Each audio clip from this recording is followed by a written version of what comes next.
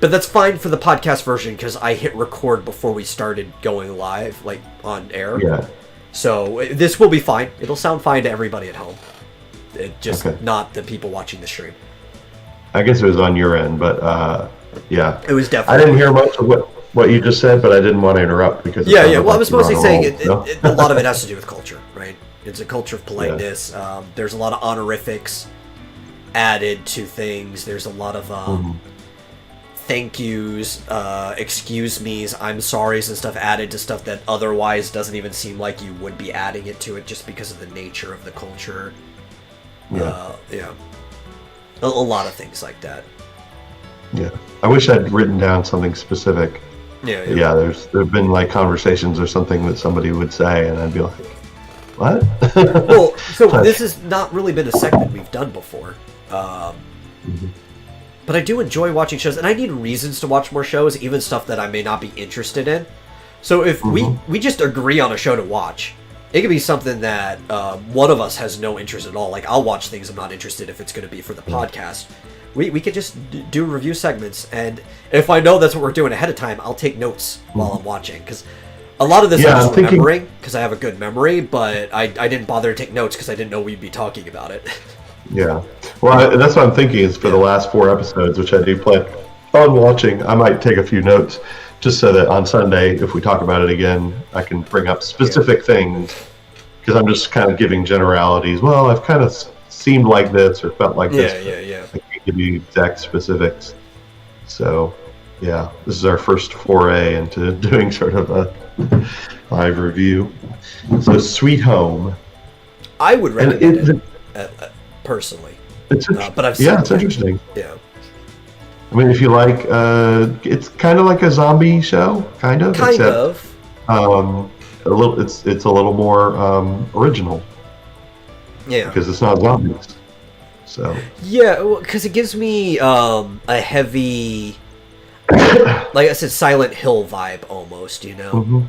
Well, they're all stuck, and they have to figure out how to ration the food, and one guy doesn't want to share the food at all, and stuff like, And yeah. So they have lots of interesting interactions. A mild Junji Ito vibe. He's a famous mangaka from Japan who did a lot of horror stuff, and he even inspired a lot of movies that you've probably seen, like The Grudge and The Ring and stuff like that.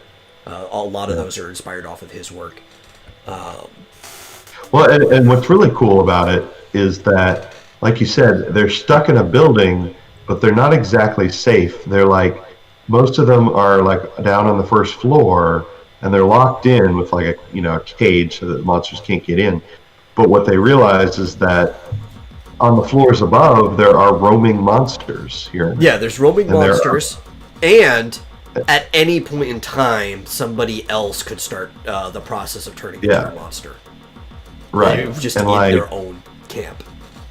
Yeah, and then they realize there's non-monster people still in the upper floors, and so they have to go and try and rescue.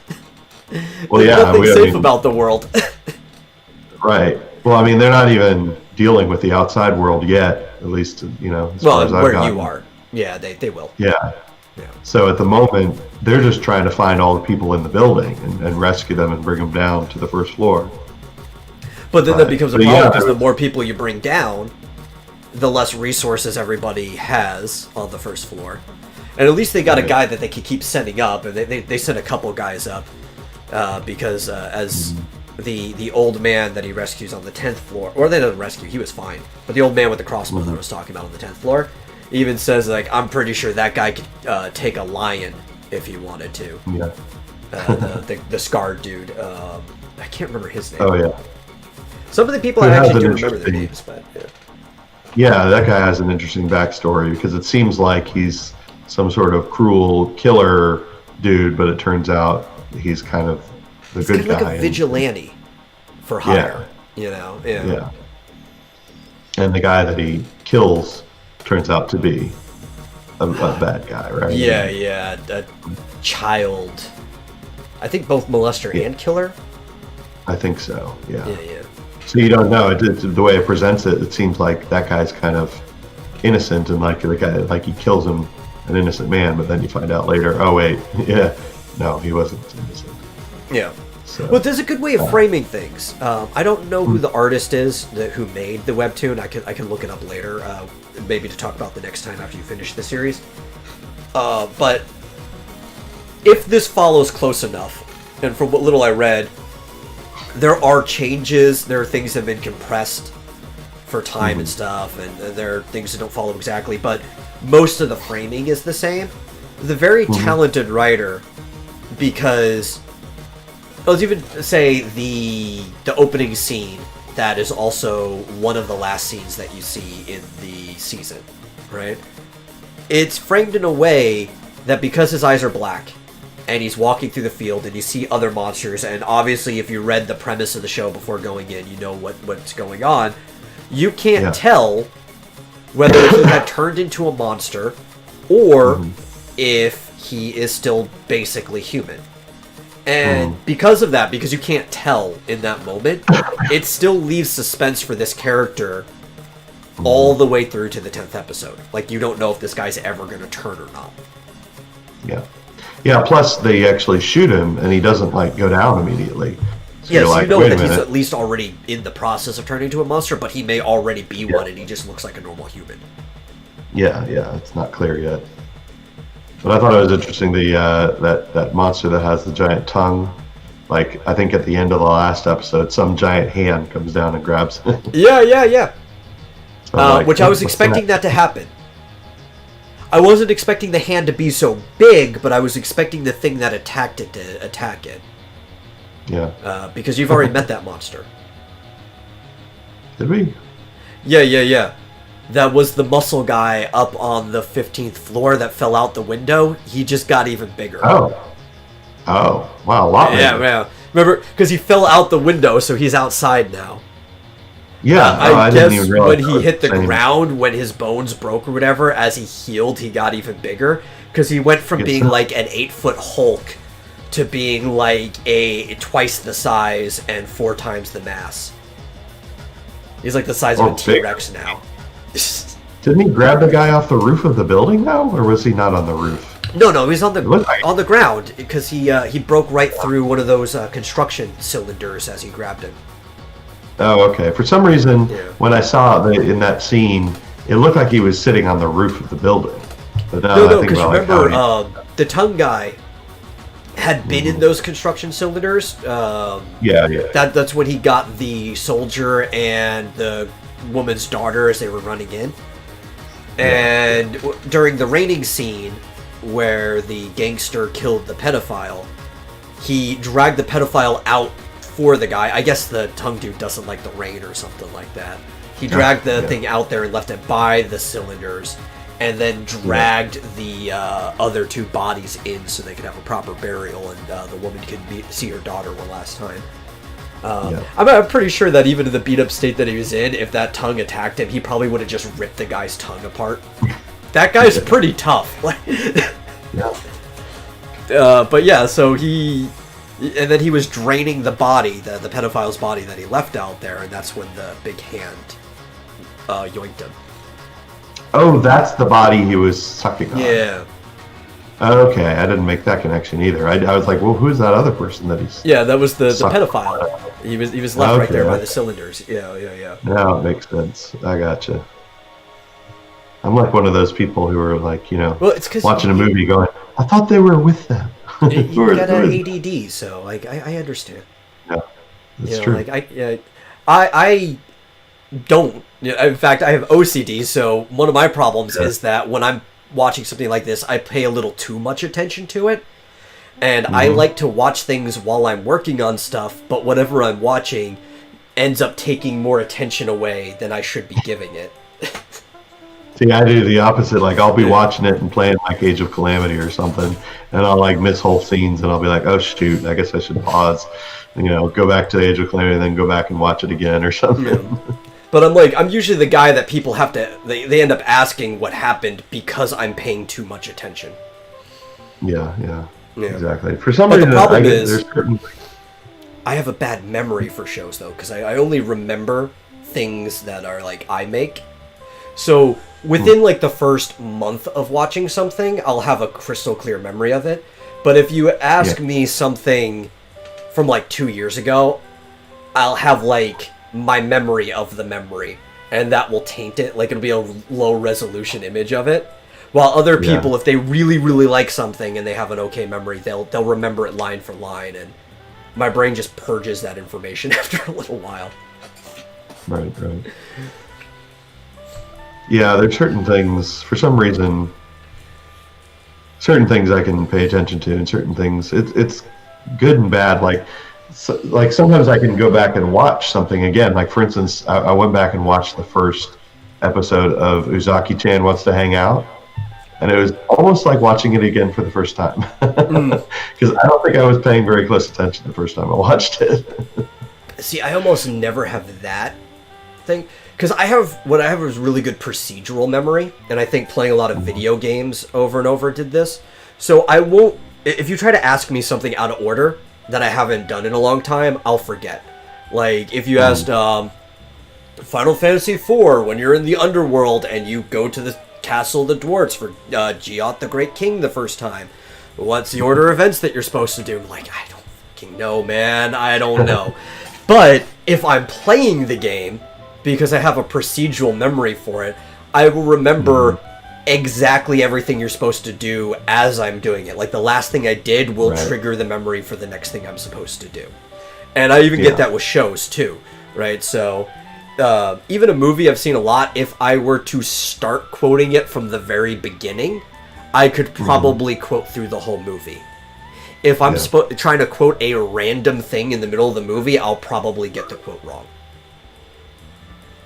And like all the lines, I can sing along to like almost any movie that I've seen if I'm watching the movie in order and singing the songs in the order that the songs came in and stuff like that. Because all my memory is just procedural. Yeah. Certain things I'll remember very well for some reason. I was singing along to 8 Crazy Nights when we were watching with Rick. And I didn't even start that at the beginning, but I think I've seen that one so many times. So I'll hear the beginning of a song, and then like all the lines for the song will start spilling out for it. And I'm just like muted over here, and Rick is watching it. It's like, that's a technical foul! A technical foul! Silly. The girl in that is totally... She looks exactly like Anastasia. I think it's Anastasia? Yeah, I know who you're talking about. Yeah. Jennifer. The kid's mom that was like his childhood friend. Yeah, right. Yeah. That's a movie I've seen probably too many times. And I actually... Like, this is how bad it was, because me and my brothers, we love that movie. I would watch it all the time back in, like, high school and stuff. I actually had the songs for 8 Crazy Nights on my MP3 player. And I would bring it with me to school, and we would, like, sing the songs at school and stuff like that. Completely outside of Christmas and Hanukkah time. Like, it would not be the winter. It could be, like, March. And I'm just playing 8 Crazy Nights because I have my MP3 player on shuffle. I had never... God, sorry about the yawning. I had never seen that movie before, and I still kind of haven't, because I think I missed the beginning and the end. And then you jumped out, yeah. Yeah. It's a good movie. It wasn't all that interesting. Does Rick have those movie nights just on Saturdays and Sundays? Yeah. He was watching The Mandalorian on Fridays in his Discord, but obviously that's over, so I don't think he's going to do that anymore. But yeah, at the same time, Saturdays are supposed to be good movie night, and then Sundays are supposed to be bad movie night. But even, I wouldn't call either of the movies that were recommended for that last night bad movies. They're like, maybe okay at best movies, but they're not bad. Kind of heartwarming. They're cheesy movies is what they are. Because it was 8 Crazy Nights, and if he had told me the movies ahead of time, I would have told him just to play both because how short they are. 8 Crazy Nights with the credits is like 116 minutes. It's not even a full hour and a half. And the other one was the 2000 cartoon for TV, Grandma Got Ran Over by a Reindeer, which is also a musical, and that one's even hokier and cheesier, but it's more enjoyable at the same time, maybe? I don't know.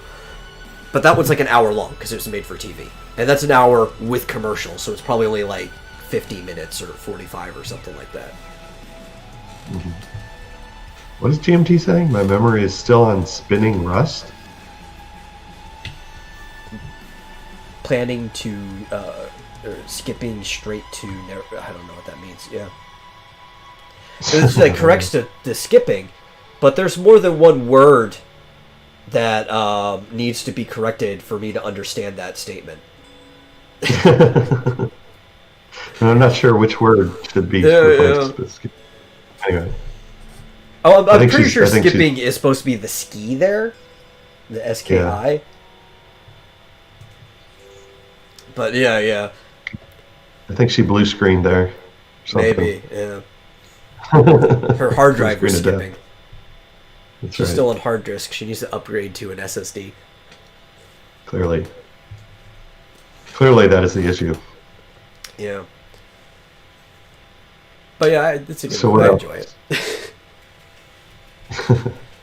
So what were you talking about with Age of Calamity? Is there another ending, or is it just like once you remember how in Breath of the Wild there was the normal ending, and then there was the bonus ending, like if you had gotten all the memories, then there's the whole Link and Zelda thing afterwards. Yeah, I knew about that. Yeah. There's a same setup with Age of Calamity. I haven't seen it. No, actually, I haven't seen the ending at all up until you did it. The first ending I saw was yours, but I had read about it, that there was another ending. And you basically... There's like a procedure of things you need to do. You had to have beaten all the main story missions, obviously, because that's the only way you could get to the ending. And there's a couple other things that you have to do. But yeah, GMT had a kernel panic. There's a extra true ending. I don't even know if you got it, because I don't know the difference. That's why I was asking if you had gotten it or not. Yeah. And I asked Pataya if he had gotten it. But I figured he would. What should I search for? True ending? Yeah, or whatever. Just Breath of the Wild ending. True ending. Oh, here it is. How to unlock. Secret ending explained. Wait. Okay, yeah, this is it. Damn it, Eurogamer. I really hate Eurogamer. I do too. Pause. I have to pause my ad block. Alright. How to unlock the secret ending for Age of Calamity. Okay, let's spoil this. Completing all 20 story missions, which I obviously did. If you want to view the secret ending, you have to unlock Terrico. Okay, so I'm on the process of doing that.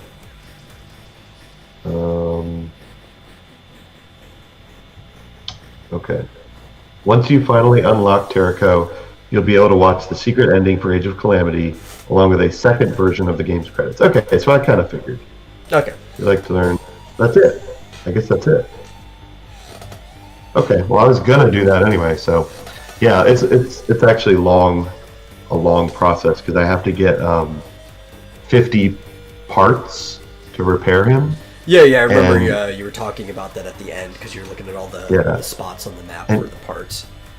Yeah, and each mission that gives you parts only gives you 2 at a time. So I got to do 25 of those. This is just like farming pieces from Gulliver to be able to build that robot. Exactly. Yeah, I think I've got 6 of those, by the way. I think you need, 50 to build the robot? Something. I don't even know how many I've gotten. I've got a few now. Got like I think I just got one today, too, because Gulliver was at my town yesterday. Oh, jeez. So, yeah, I figured I would have to at least repair Terrico, but apparently that's all you have to do. But it's going to take it's just a long process to repair Terrico, yeah. Who I'm also never going to remember that name. Like, I only have it in my head because you've been saying it. I'm probably just going to call it Terracotta from, into the future. I keep calling him Fabergé because that's what Elric calls him. Fabergé, like an egg, yeah. Yeah, it looks like the Fabergé egg. The terracotta egg. Oh, okay. Not as fragile, but you still take a hammer to it's going to go in one shot. That's right. Or the Master Sword. Yeah. Poor Terraco. An evil Terraco. I don't know what it is, too. Like, maybe it's because as a kid, Zelda had to put more emotion into it. Is it the same voice actors for young Zelda? I don't know. Because her question. child voice didn't bother me as much as the adult Zelda voice did. And I'm just wondering, it's like, is it literally just the amount of enthusiasm you put into Zelda's voice that makes the difference? And if so, what director told you not to put enthusiasm into Zelda's voice ever? Even when she's giving, like, this grand speech to everybody. Like, I get it when she's supposed to be droll and in depression because her life kind of sucks and she has to be the equivalent of a shrine maiden trying to harness power to seal away Ganon, but, like, you're giving this grand speech to raise morale to all of these units in your army, and it's like the speech that Keira Knightley gives in Pirates of the Caribbean to raise the morale of all the pirates into battle, but, like, turned down to 2. It's like, you sound so bored the whole time. Well, it says Patricia Somerset for Princess Zelda. It doesn't say Like, young Princess Zelda. Well, it sounded like it would have been the same voice. Like, it just... Yeah. She raised her pitch and stuff to sound more like a kid. It sounded better. And I usually don't blame actors for this because, you know, I think I've heard her do other things before. But most actors are fine. It's their direction that's the problem. And I'm just wondering, like, who directed her to act the way she does as Zelda? And I know that's not the way that Zelda's supposed to sound. Like, that kind of boredom. Because if you listen to, like, all the other dubs, she doesn't sound as bored. Oh, really? Yeah. So it's not like they're trying to match the Japanese dub. There is already more life in Zelda's voice in the original voiceover. And the director just decided, yeah, could you sound bored? Just take all enthusiasm out of your voice acting with this character. Well, she sounds somewhat inspiring at the end when she's like directing all the, you know, attacking of the castle. It was a little better than the first kind of speech that she did. That one was really just like high school actor phoning it in on stage. And it's like, I know you're a better actor than this. Who directed your lines? Yeah. I mean, she's good in that scene in Breath of the Wild where they're running through the forest and she breaks down crying. And anytime there's like actual energy, it's fine. But yeah, I did find like when she says like, I must save everyone, it didn't have quite as much energy as I would have. There's like no punch to it, right? Yeah.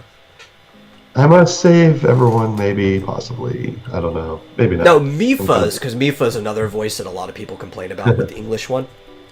That one I maybe partially blame on the director, but also blame on the original Japanese dub, because Mifa's voice isn't much better in Japanese. And the reason it is better is because it's a mousy Japanese archetype voice that in the translation of it, they just did not capture well. Yeah, interesting. Yeah. Well, let me just say one thing. I have supreme respect for Patricia Somerset because she is not out there because she's getting a hell of a lot of shit, right, from people like you. I'm not giving her shit. I'm giving the director shit. I normally don't blame actors for anything. Yeah, I got you. Yeah. But no, she is getting a hell of a lot of shit out there, and she's not blocking people. She's not whining and crying and saying everyone's attacking me. A lot of people are saying that about her, but she's not saying that attitude. You know, like I don't get how you can blame an actor. Now, if an actor's doing something crazy No, on but what social I'm- media, you can blame them for their own actions. But I don't Yeah. I don't get how people can blame an actor for their performance. And I guess it's because they've never done any type of acting or performing themselves to understand that they don't have the final say in how things go. She could Especially have if done you like, hear, yeah, or if they do a good job elsewhere. Yeah. So you know they can do a better job. yeah, they have the capacity to do better. And that also means that they had a better director and editor and stuff like that too in that other thing. Because actors, you'll do like what within a single day if you're for like a video game, because there's a lot of lines for a video game, and maybe even sometimes for animation too. You'll do like 500 takes in a single day, right? You're not going to remember all the takes. Maybe you'll end up doing anywhere between 10 to 20 per line and stuff like that. And you don't know which one they're going to take. Actually, a good trick that a lot of actors do if they personally don't like the way a take will come out is they'll do a flub, where they'll start out and they realize they don't like it, so they'll just kind of like raspberry or something so the take's not usable. Yeah. But if you have like an unenthused take and you like, okay, they're definitely not going to use that one, and then you do like a more enthused one and then they take the unenthused one, that's not your fault. You have no control over which take they do. Yeah. Yeah. But I mean, what I mean is, a lot of people are out there being offended on her behalf. You know. Oh yeah. Like people I don't do. get that either. But she herself, Patricia Somerset, she even put out a thing, or maybe she was interviewed for an article or something, basically saying, "Yeah, no, I've got a pretty thick skin, or I've grown a pretty thick skin, and it's no big deal. I do my best, and I think and people are going to be critical, and it's no big deal. It goes with the territory." Yeah. So I give her massive respect. You have to get a thick skin if you're going to be a person on the internet that has even the slightest amount of influence because of your job or whatever. Yeah, or in such a big role like that. Like, that didn't the voice actors for like The Last of Us Part 2, aren't they out there complaining about people? I don't know. I haven't given it much of attention. I wouldn't be surprised, just because of the type of people that they've been picking to work on that game in general. I wouldn't be surprised if they also casted acting in that regard. Yeah. In the same way, though, like I personally would not blame them for any of their, lines or whatever in The Last of Us 2. It's whoever was the... And certainly not the direction of their character. That had nothing to do with no control over that, Yeah. GMT says, everything should be voice directed by Andrea Romano forever. Who is that? I'm not familiar with that name off the top of my head. I have to look that up. Andrea Romano. American casting director? Oh, voice director. And I'm also wondering if they had more than one voice director. Like if there was for Breath of the Wild, if things were like compartmentalized. Mm-hmm. Because there are other lines that just knock it out of the park with other characters. I don't... Yeah, it's hard to say. Andrew Romano is a voice director for Batman the Animated Series, Tiny Toon Adventures, Animaniacs, Freakazoid, Pinky and the Brain, Teen Titans, several others. That's a pretty good resume. Yeah, pretty damn good. Yeah. She should have been directing Patricia Somerset.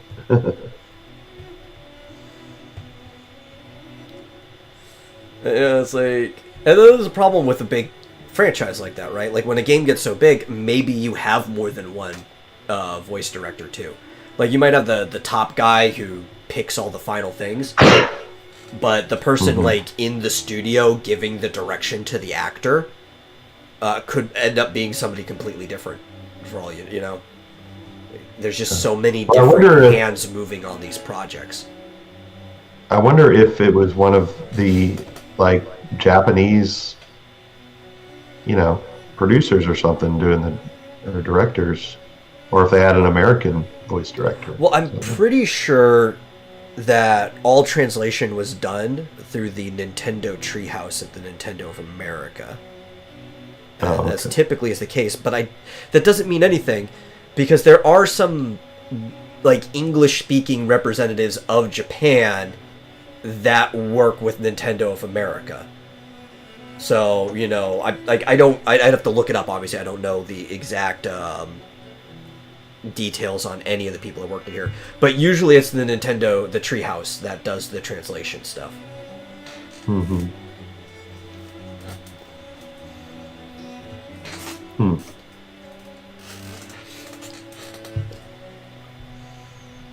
But yeah. It says Hiroko Hirano was the cinematic director.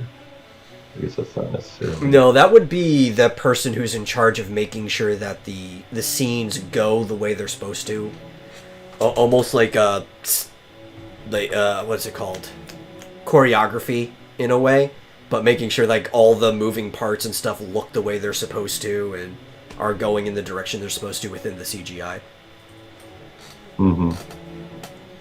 There might be some overlap with voice, but I'm assuming that's just the Japanese voice. Since they do have to make sure that the characters are talking in dialogue during the cinematics. I think it's this James D. Mortellaro, voiceover director. That would have to be the guy, yeah.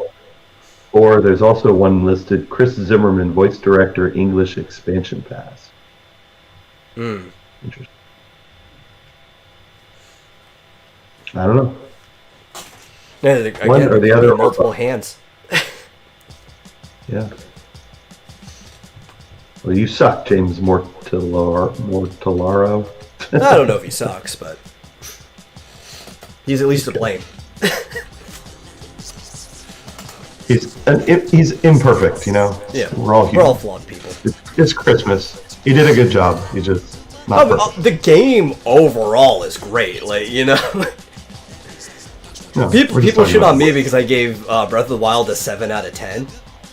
But that's, I think that's from their frame of reference of seeing like 8s and 9 out of 10s in gaming magazines and thinking 7's a low score. From my perspective, I think 7's a high score.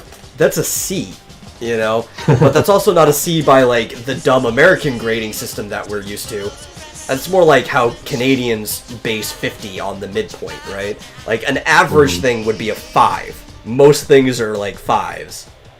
If you're a 7, that means you are definitely above average. You're doing fine. It also says 7 out of 10, too much water, right?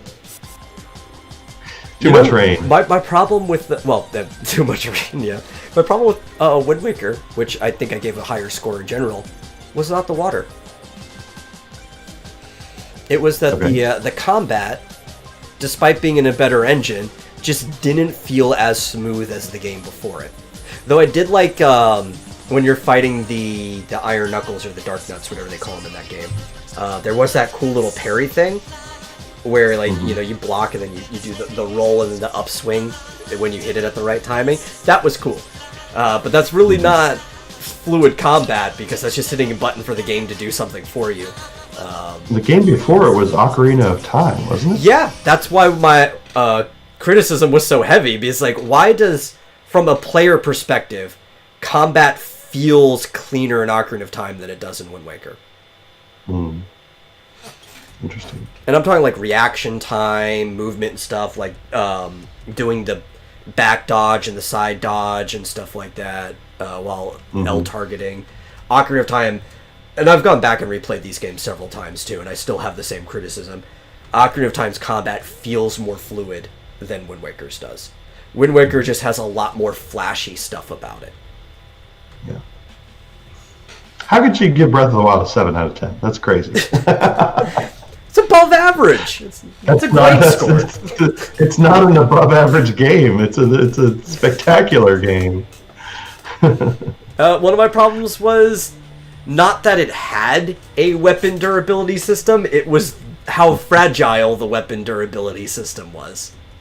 That took a big hit.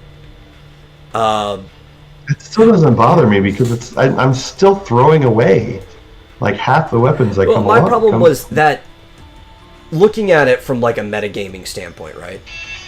Oh, my mom is calling me. Well, you know what? You're gonna have to wait. They just throw so many weapons at you. Well, my problem is that it disincentivizes combat. in a game, open world game that looks like it's themed around combat, it actively disincentivizes it because for most of the game outside the dungeons, you don't have to fight people. Yeah, it doesn't. I mean, really, if you want 100% of everything, because you have to get all the chests, sure, but some of the chests reset. To me, for me, it incentivized combat because I wanted things to break because there was so many goddamn weapons. But most I was of the like, weapons were junk. Yeah, but I'm like, if I don't get this thing to break, I'm gonna have to throw it away. And I hated throwing away the weapons before it broke. Well, one of the things about that, like, if you found yourself with too many weapons, which I never found myself in the case of too many weapons. When I was engaging in combat, they were breaking left and right, and I was always, like, short. But you can always just throw the weapon, and it does, like, 3 times damage, and breaks on the impact, so... Yeah. I think it's... I always found myself with too many shitty weapons that broke right away.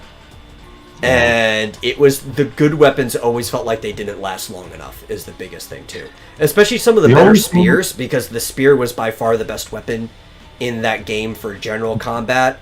Though if we're talking about overall damage and stuff like the Edge of Duality and stuff like that, and the Lionel weapons, but for just general combat is the spear.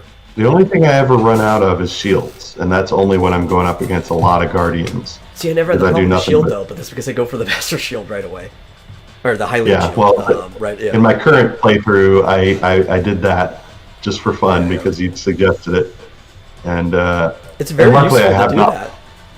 I've not run out of shields, but what I tend to do, just because I'm still nervous about it breaking, is I'll switch to one of my weaker shields when I'm going up against the Guardians, and hopefully, you know, dude, if I run out... I'm telling you, I went through... We got it in episode 6, and it went from 6 to 53 of average between 15 to 25 minute episodes without breaking. We finished the whole game and still had it. So the only thing I make sure is that you have Teray Town before it breaks, and then you can just always buy another one, and it's easy to get that before it breaks. Yeah. Well, I just save it. At least I never run out of shields, because even if I run out of all the other shields, I still got the Hylian Shield. Yeah. So, but in previous playthroughs before I got the Hylian Shield, I was always running out of shields if I went up against Guardians, and because I'm not perfect at the perfect parry. Yeah. Well, there's other parts about the game too that kind of de-incentivize combat, and part of it is how mobile you are, right? Like, yeah, but you can just climb around combat.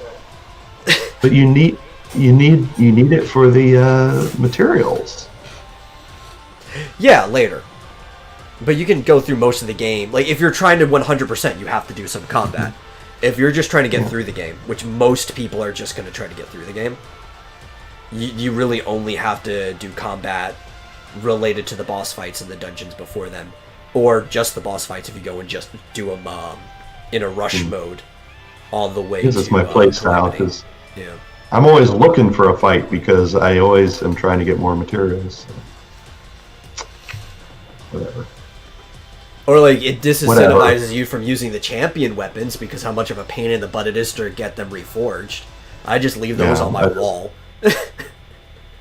I just use them until they break, and I don't care. That is my one complaint, is that the champion weapons, A, should be a hell of a lot more powerful than they are, because they're nowhere near the best weapons you can get. Oh, yeah. And B, they should never break. Ever. So that's retarded. This is like the Master Sword thing, too. Like, you know, I use the Master Sword more often than any other weapon. Even, like, I did more combat after I got the Master Sword, because I'm like, I don't care. It's gonna shatter, but 10 minutes later I get it back, so I don't care if this thing breaks. It's like, I don't know. Runs out of power. Yeah. How does a sword run out of power? Come on. It's like, it's still a sword. Is it on my back or not? Can I... You know, originally what they were going to do is every time it broke, and they just kind of took this out of the game, it was going to, like, fly back to the pedestal to recharge, and you'd have to go back there and pull it out. Oh, God. Yeah. Terrible. So you'd have to, like, wait 10 minutes, warp back over to the the grove, the Deku tree, and all that, and pull it back out. I don't think it costs your hearts every time. That'd be kind of stupid because clearly, if you pulled it out the first time, you have more than enough hearts to do it. But yeah. And then recharge in the sleeve. Because they left in some animation there because you can end up there's some glitches you can do to take advantage of that. Yeah. Anyway, it is 9:04. I have Christmas Eve stuff to do. Yep. So we need to wrap this up. Thank you, everyone, for watching the Vomitorium. I know we're a day late. It's Christmas. I hope you all have a Merry Christmas. Yeah, Merry Christmas and Merry Christmas Eve. I'm your host, Metal, and co-host Marsupial Gamer. Thanks for joining me. And we will catch you guys on Sunday, assuming the internet wants to work properly, since that's why we weren't here yesterday. Darn you, Spectrum. Okay. Are we doing Final Fantasy? I assume we're doing Final Fantasy. It's still on the schedule. Right. So, if you want to catch us over on Marsupial's channel or Cross Comics channel or whatever on Saturday, the normal time, 2 Central, we'll be playing Final Fantasy Tabletop RPG. Merry Christmas, GMT. Yeah. I won't even chill our links because it's Christmas. We'll catch you guys next time. Bye.